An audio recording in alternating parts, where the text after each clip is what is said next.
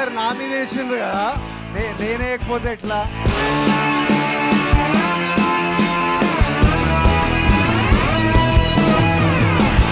కథ విన్న 15 నిమిషాల్లోనే నువ్వు ఓకే చేశా.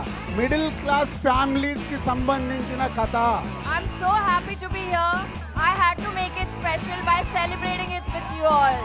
మన నుంచి ఓ స్టార్ వస్తే ఎట్లుంటుంది అలాంటి సినిమా. మన ఇంటి నుంచి ఒక తిక్కన కొడుకు అయినా ఒక ఫ్యామిలీ అంటే ప్రేమ, ఒక ఫుల్ ఎంటర్టైనింగ్ ఫిల్మ్.